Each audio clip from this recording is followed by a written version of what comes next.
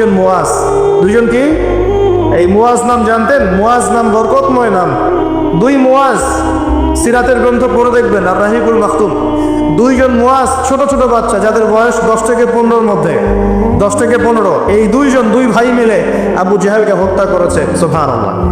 এরপর আব্দুল্লাহ বিন মাসউদ রাদিয়াল্লাহু আনহু তিনি তার গর্দানটা কেটে রাসূলের সামনে উপস্থাপন করেছিলেন। সুবহানাল্লাহ। ওই গর্দান দেখে নবী সাল্লাল্লাহু আলাইহি ওয়াসাল্লাম বলেছিলেন যে এই হচ্ছে এই উম্মতের ফেরাউন। আবু জাহেলকে এই উম্মতের বলেন ফেরাউন। এখন আবু জাহেলের দলিল কি দিচ্ছি? আবু জাহেল যখন বদরের যুদ্ধ করতে গিয়েছিল তখন সে আগে যুদ্ধের মাঠে যায় নাই, সে আগে গিয়েছে কাবা ঘরে। কোথায় গিয়েছে? কাবা ঘর তখনও ছিল কি না? কাবা ঘর তখনও ছিল, এবং মানুষ তখনও হজ করত।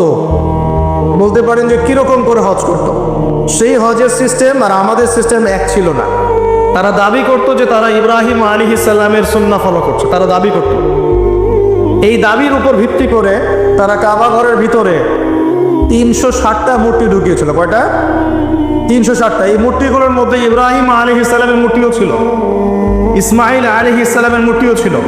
আসলে তারা তো আর জানতো না তারা কেমন দেখতে। তারা কি জানতো? একটা কাল্পনিক স্ট্যাচু তারা গঠন করেছিল এবং তার কাছে তারা সাজদা করতো। তাদের ধারণা ছিল ইব্রাহিম আলাইহিস সালাম তো ভালো মানুষ না, তার কাছে চাইলেই আল্লাহর কাছে চাওয়া হবে। এমনটা আমাদের এখানে অনেকে মানুষের আকীদা আছে না, যে অনেক কবরে চলে গেছে মানুষ, তাদের আকীদা হচ্ছে এই মানুষ অনেক বুজুর্গ ছিল, তার কাছে চাইলেই আল্লাহর কাছে চাওয়া হয়। আকীদা একই কিনা? এগুলো শিরকি আকীদা। চাবেন কার কাছে? সরাসরি কার কাছে? আল্লাহর কাছে। কিসের ওসিলায় চাবেন? নিজের নেক আমলের ওসিলায় চাবেন। আল্লাহ পাকে তাওহীদের ওসিলায় চাবেন, আল্লাহ পাকে আসমাউল হুসনার ওসিলায় চাবেন, আল্লাহ পাকে সিফত নাম এগুলোর ওসিলায় চাবেন। ইনশাআল্লাহ আল্লাহ পাক আপনার দোয়া কবুল করবেন। আল্লাহ পাক আমাদের সবার দোয়াগুলো কবুল করুন বলে আমি। এখন আবু জাহেল কাবা ঘরে গিয়ে কি করেছে? আবু জাহেল কাবা ঘরে গিয়ে আল্লাহকে বলছিল, আল্লাহুম্মা, ভালো করে শোনেন, আল্লাহুম্মা, হে আল্লাহ, ইন কুনতা তাআলাম, হে আল্লাহ আপনি যদি জানেন, আন্না মুহাম্মাদান আলাল হক, যে মুহাম্মদ সাল্লাল্লাহু আলাইহি ওয়াসাল্লাম সত্যের উপরে আছে, ফানসুরহু, তাহলে তাকেই সাহায্য করেন। কে দোয়া করছে এটা? কে দোয়া করছে? আচ্ছা, আবার বলছে, আল্লাহুম্মা, হে আল্লাহ, ইন কুনতা তাআলাম, আপনি যদি জানেন, আন্না নাহনুল কুরাইশ আলাল হক, আমরা কুরাইশরা সত্যের উপরে আছি, ফানসুরনা, তাহলে আমাদেরকে সাহায্য করেন। কে দোয়া করছে? এখন বলেন তো, আবু জাহেল আল্লাহ বিশ্বাস করে কিনা? আল্লাহ বলে যে একজন আছে, আবু জাহেল বিশ্বাস করে কিনা? তারপরে কেন সে মুশরিক হলো? কেন উম্মতের ফেরাউন হলো? কি কারণ? কারণ আল্লাহকে বিশ্বাস করা যথেষ্ট নয় যতক্ষণ না আপনি আল্লাহর বিধানের আনুগত্য করছেন। কথা কি বুঝতে পারছেন? আল্লাহর বিধানের আনুগত্য করার পরে আমি মুসলিম হচ্ছি।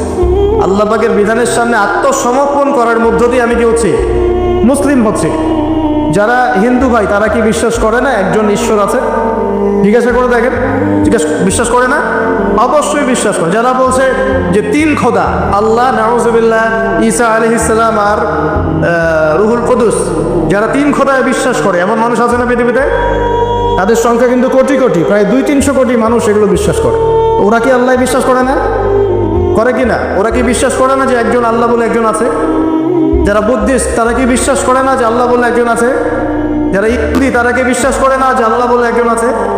আর আল্লাহ বলে একজন আছে, উপরওয়ালা একজন আছে, এই বিশ্বাস যথেষ্ট নয় যতক্ষণ না আপনি সেই আল্লাহর বিধানের সামনে আত্মসমর্পণ করছেন। আর আত্মসমর্পণ মানে কি? কিছু অংশ মানবো, কিছু অংশ মানবো না। আত্মসমর্পণ মানে কি? কিছু অংশকে মানবো, বাকি অংশ ছেড়ে দিব। যেটুকু মানলে আমার সুবিধা হয় ওইটুকু মানবো, যেগুলো মানলে আমার সুবিধা হয় না এগুলো ছেড়ে দিব। আত্মসমর্পণ মানে কি? আমি 2টা দলিল দিই, এখানে জাস্ট 2টা শর্ট করে দিচ্ছি, কারণ আমাদের আলোচনা অনেক লম্বা হবে ইনশাল্লাহ। 2টা দলিল দিচ্ছি। এক, ইব্রাহিম আলাইহিস সালামকে যে আল্লাহ পাক বললেন তোমার স্ত্রী সন্তানকে রেখে আসো কাবা ঘরের কাছে, মনে আছে? মনে আছে কি নাই? আচ্ছা, ইব্রাহিম আলাইহিস সালাম কি প্রশ্ন করেছিলেন যে আমি কেন রেখে আসবো, এর পিছনে যুক্তি কি, বিজ্ঞান কি, দর্শন কি? নাকি আল্লাহ বলেছেন বাস করেছেন? কোনটা? আল্লাহ বলেছেন, তিনি করেছেন। তিনি বলছেন, আল্লাহ বলছেন তোমার সন্তানকে কুরবানি করতে হবে, সন্তানের বয়স 10 বা 12 বছর। তিনি কি বলেছেন নিষ্পাপ বাচ্চাকে কেন হত্যা করব? এর পিছনে যুক্তি কি, এর পিছনে বিজ্ঞান কি, এর পিছনে দর্শন কি? আল্লাহ কাজটা তো ভালো মনে হচ্ছে না, এরকম করে প্রশ্ন করেছেন? নাকি আল্লাহ যা বলেছেন তাই করার জন্য প্রস্তুতি নিয়েছিলেন? কোনটা? এই কারণে ইব্রাহিম আলাইহিস সালামকে আল্লাহ পাক বলছেন আমার খলিল, আমার বন্ধু। ইয ক্বালা লাহু রাব্বুহু আসলিম, যখনই তার রব তাকে বলেছে আসলিম, আত্মসমর্পণ করো, ক্বালা আসলামতু লিরাব্বিল আলামিন, ইব্রাহিম বলেছে আমি আমার রবের সামনে আত্মসমর্পণ করলাম। সুবহানাল্লাহ। এই হলো মুসলিম। আর ইব্রাহিম আলাইহিস সালাম তোমাদের পিতা, মুসলিম জাতির পিতা, হুয়া সাম্মাকুমুল মুসলিমিন, যিনি তোমাদের নামকরণ করেছেন মুসলিম। মা কানা ইব্রাহিম ইহুদিয়্যা ওয়ালা নাসরানিয়্যা, ইব্রাহিম একজন ইহুদি ছিল না, নাসারাও ছিল না। ওয়ালাকিন কানা হানিফাম মুসলিমা, তিনি ছিলেন একজন হানিফ, একনিষ্ঠ মুসলিম। তাহলে ইব্রাহিম কেমন মুসলিম ছিলেন? প্রশ্ন করা মুসলিম, আত্মসমর্পণ করা মুসলিম। এখন মুসলিমদেরকে বোঝাতে হয় নামাজের বৈজ্ঞানিক ব্যাখ্যা কি, তারপর নামাজ পড়ে। জাকাতের অর্থনৈতিক ভিত্তি কি, জাকাতের সামাজিক সুফল কি বোঝাতে হয়, তারপর জাকাত দেয়। রমজানের মেডিকেল ব্যাখ্যা কি, রোজা রাখলে শরীর কিভাবে ভালো থাকে, এগুলো বোঝানোর পর রোজা রাখে। বোঝাতে হয় যে আল্লাহ পাকের বিধান যেগুলো আছে, যেমন চোরের হাত কেটে ফেলা, হ্যাঁ, ধর্ষকের শাস্তি দেওয়া, মৃত্যুদণ্ড দেওয়া প্রকাশ্যে, এগুলো বোঝাতে হয় যেগুলোর সামাজিক পলিটিক্যাল ভিত্তি আছে, এগুলো দিলে সোশ্যালি শান্তি কায়েম হয়। বোঝানোর পরেও তারা মানতে চায় না। ইব্রাহিম আলাইহিস সালাম আল্লাহর আদেশ আসার সাথে সাথেই আত্মসমর্পণ করতেন। এই হলো মুসলিম। তাহলে ইসলাম কাকে বলে? আত্মসমর্পণ, নাকি কিছু অংশ মানবো কিছু অংশ মানবো না? এখন আমরা যে কিছু অংশ মানি কিছু অংশ মানি না, এটা দেখার জন্য আপনাকে রমজান মাস পর্যন্ত অপেক্ষা করতে হবে। কিরকম? রমজান মাসে দেখবেন যে নামাজ পড়লো মাশাআল্লাহ, তারাবির নামাজ, ব্যবসা করতে গিয়ে দেখবেন মাপে কম দিবে। তার মানে সে নামাজ ইবাদত বন্দেগীর জীবনে আল্লাহকে মানে ঠিকই, অর্থনৈতিক জীবনে আল্লাহকে মানে না। ওখানে তার কাছে মনে হচ্ছে আল্লাহ দেখছেন না, এখানে আমি যা ইচ্ছা তাই করতে পারবো। একজন পরেশগার ব্যক্তি, তাহাজ্জুদ গোজার, মাশাআল্লাহ, রাতে তাহাজ্জুদ পড়েন, দেখবেন অফিসে গিয়েছে, আদালতে, অন্যান্য জায়গায় গিয়েছে, চাকরি ক্ষেত্রে, সেখানে গিয়ে টেবিলের তল দিয়ে টাকা নেওয়া শুরু করেছে। তো তার ধারণা যে এখানে আল্লাহ তাকে দেখছে না, নামাজ আল্লাহ তাকে দেখছে। আবার আমাদের দিনই বোন অনেকে রোজা রাখে, মাশাআল্লাহ, রোজা রেখেও দেখবেন সিরিয়াল দেখছে, গীবত করছে, বেপরদায় বাইরে করছে কি না, আবার রোজাও কিন্তু রাখছে। তার মানে তার ধারণা যে ইবাদত বন্দেগী জীবনে আল্লাহ আমাকে, এখানে লা ইলাহা ইল্লাল্লাহ ঠিক আছে, মুহাম্মদুর রাসূলুল্লাহ ঠিক আছে, কিন্তু সেটা এই পর্দার ক্ষেত্রে, অন্যান্য জীবনের অন্যান্য ক্ষেত্রে আমি লা ইলাহা ইল্লাল্লাহ মুহাম্মদুর রাসূলুল্লাহর পরোয়া করছি না। আমরা অনেক মানুষকে দেখেছি ব্যক্তিগতভাবেও এবং সোশ্যালিও, ইবাদত বন্দেগী জীবনে পাক্কা মুসলমান, একদম কপালে সেজদার দাগ পড়ে গেছে, পায়ের মধ্যে সেজদার দাগ পড়ে আছে, ওই ব্যক্তি অর্থনৈতিক জীবনে গিয়ে পাক্কা সুখর আছে কি নাই? এমন লোকের অভাব আছে? আমরা মোটামুটি অনেকেই এর মধ্যে ইনভলভ হয়ে যাই। আমরা একটা জিনিস বোঝাতে ব্যর্থ হচ্ছি, এবং এই মাহফিলের সিজনে এই একটা দাওয়াতই আমি দেওয়ার চেষ্টা করেছি, সেটা হলো নিজেকে এবং আপনাদেরকেও, ইসলাম আংশিক কোনো জীবন ব্যবস্থা নয়। ইসলামের মধ্যে প্রতিটা বিষয়ের হেদায়েত আছে। আমি মানতে পারি না পারি, আগে আমাকে আত্মসমর্পণ তো করতে হবে নাকি? আমি হয়তো মানতে পারছি না, আমি জানি এই যুগে 100% ইসলাম পালন করা এত সহজ নয়। এটা কথা বলা সহজ, কিন্তু কাজ করা এতটা সহজ নয়। যদি করতে চাই পাহাড়ে চলে যাওয়া লাগবে, পাহাড়ে গরু ছাগল চড়াইতে হবে, ওখানে একদম ফিতনামুক্ত পরিবেশে নিজে চাষবাস করে খাইতে হবে, ছাগলের দুধ ধোয়াই খাইতে হবে, ওখানে আজান দেওয়া লাগবে, একামত দেয় আজান নামাজ পড়া লাগবে, ফিতনা থেকে দূরে থাকা লাগবে, তাহলে 100% পালন করতে পারবো হয়তো। এই সমাজে, এই সামাজিক ব্যবস্থায় থেকে 100% ইসলাম পালন করা, যে বলবে সে মিথ্যা কথা বলছে। আমি যদি বলি আমি মিথ্যা কথা বলছি। 100% ইসলাম পালন করা এই যুগে এত সহজ নয়, এত সহজ নয়। কিন্তু আমি জানি সহজ নয়, কিন্তু আমরা তো নিয়াত করতে পারি নাকি, যে আল্লাহ আমি বিশ্বাস করি কোরআন এবং সুন্নাহ চূড়ান্ত, এবং এর মধ্যেই জীবনের সব কিছু হেদায়েত আছে। আল্লাহ আমি এর সামনে আত্মসমর্পণ করলাম, তুমি আমাকে পরিপূর্ণ জীবনে ইসলাম পালনে তৌফিক দাও আল্লাহ। এই দোয়াটা করা যায় তো, এই নিয়াতটা তো করা যায়। ইন্নামাল আমালু কি, ইন্নামাল আমালু বিন্নিয়াত, কাজের ফলাফল ডিপেন্ড করে কিসের উপরে? নিয়াতের উপরে। তো নিয়াতটা করি ইনশাআল্লাহ। এখন নামাজ পড়তে পারছি, কালকে দাঁড়িয়েও রাখবো ইনশাআল্লাহ। কালকে দাঁড়িয়ে রেখেছি, পাক্কা মুসল্লি হয়েছি, ফরজ আদায় করছি, কালকে সুন্নত নফলও পড়বো ইনশাআল্লাহ। নামাজ ঠিক হয়ে গেছে আলহামদুলিল্লাহ, তাহাজ্জুদ পর্যন্ত পড়ছি। আমার অর্থনৈতিক জীবনে সুদও ছাড়বো ইনশাআল্লাহ, ঘুষও ত্যাগ করবো ইনশাআল্লাহ, অন্যের সম্পদ আত্মসাৎ করাও বন্ধ করবো ইনশাআল্লাহ, দুর্নীতি বন্ধ করবো ইনশাআল্লাহ। আজকে আমি মুসল্লি হয়েছি, আমার পরিবারে পর্দাও কায়েম করবো ইনশাআল্লাহ। আমার পরিবার ঠিক আছে ইনশাআল্লাহ, আমি সামাজিক দায়িত্ব পেয়েছি, আমি আমার সাধ্যমতো সমাজে ইসলাম প্রতিষ্ঠার চেষ্টা করবো ইনশাআল্লাহ। চেষ্টা তো করতে হবে, আল্লাহ পাক চেষ্টা দেখবেন।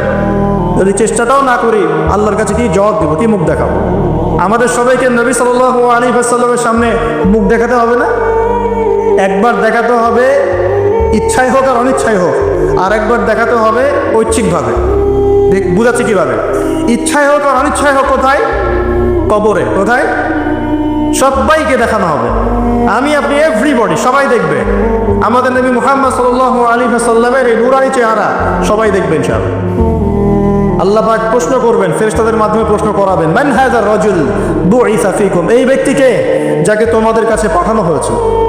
পৃথিবীতে যদি আমরা রাসূলের সুন্নাহ মতো চলতে পারি বা চলার চেষ্টা করি, ইনশাআল্লাহ সেই ব্যক্তি বলতে পারবে যে তিনি হচ্ছেন রাসূলুল্লাহ সাল্লাল্লাহু আলাইহি ওয়াসাল্লাম। আমি আল্লাহর কিতাব পড়ে জেনেছিলাম যে তিনি আল্লাহর রাসূল সাল্লাল্লাহু আলাইহি ওয়াসাল্লাম। আর যারা দুনিয়াতে চেষ্টা পর্যন্ত করবে না, তারা কি উত্তর দিতে পারবে? তাই মনে হয়। আর একবার হচ্ছে ঐচ্ছিক। এটা কেমন? রাসূল সাল্লাল্লাহু আলাইহি ওয়াসাল্লাম হাউজে কাউসারের সামনে দাঁড়িয়ে থাকবেন। আকাশের তারা যত বেশি, তার চেয়ে বেশি হবে পানপত্র, গ্লাস। তো নবী সাল্লাল্লাহু আলাইহি ওয়াসাল্লাম সবাইকে হাউজে কাউসারের পানি পান করাবেন। ওই দিন অন্য কোনো ব্র্যান্ডের পানি চলবে না, শুধু হাউজে কাউসারের পানি চলবে। মাম পানি, প্রাণ পানি, সব পানি নাই, শুধু হাউজে কাউসারের পানি। কথা বুঝতে পারছো? কোনো ড্রিঙ্কস নাই, সফট ড্রিঙ্কস, হার্ড ড্রিঙ্কস, কোনো ড্রিঙ্কস নাই, শুধু কি হাউজে কাউসারের পানি। এই পানি ছাড়া কোনো পানি নাই। এই পানি যে খাবে, এই যে 50,000 বছরের সমান দিন, কিয়ামতের দিন, এই দিনে সে ইনশাআল্লাহ পিপাসার্ত হবে না। সে আর কোনোদিনও পিপাসার্ত হবে না ইনশাআল্লাহ। আর যে ব্যক্তি পান করতে পারবে না, তার কি অবস্থা সেটা বুঝতেই পারছেন। সবাইকে নবীজি পান করাতে থাকবেন, হঠাৎ পর্দা পড়ে যাবে, হঠাৎ একটা পর্দা পড়ে যাবে, অদৃশ্য পর্দা। নবীজি বলবেন, ইন্নাহু মিন্নি, এরা তো আমার উম্মত, কেন পর্দা পড়ে গেল? আল্লাহ পাক জানিয়ে দিবেন, ইয়া রাসূলুল্লাহ সাল্লাল্লাহু আলাইহি ওয়াসাল্লাম, ইয়া নবী আল্লাহ, ইয়া আল্লাহর নবী, আপনি জানেন না, ইন্নাকা লা তাদরি, আপনি জানেন না, মা আহদাসু বা'দাকা, আপনার ইন্তেকালের পরে এর আপনার শরীয়তের মধ্যে কত নতুন নতুন বেদাত চালু করেছে, কত নতুন নতুন আমল চালু করেছে, আকীদা চালু করেছে, এটা আপনি জানেন না। ইন্নাকা লা তাদরি মা আহদাসু বা'দাক, সহিহ বুখারীর মধ্যে হাদিস আসছে। নবীজি তখন বলবেন, সুফকান সুফকান, দূর হও দূর হও, লিমান গায়্যারা বা'দি, যারা আমার পরে দিনকে পরিবর্তন করেছো তারা দূর হয়ে যাও। প্রিয় ভাইয়েরা, আমরা নিয়াত করতে পারি তো ইনশাআল্লাহ যে আমরা জীবনের প্রতিটা ক্ষেত্রে রাসূলের সুন্নাহ মেনে চলার চেষ্টা করবো ইনশাআল্লাহ। এবং ইসলাম মানে আত্মসমর্পণ, আল্লাহর সামনে নিজের ইচ্ছাকে সমর্পণ করে দিব ইনশাআল্লাহ। কতটুকু পারবো না পারবো সেটা পরে, আগে আত্মসমর্পণ করবো, ইনশাআল্লাহ আল্লাহ পাক রাস্তা দেখাবেন ইনশাআল্লাহ।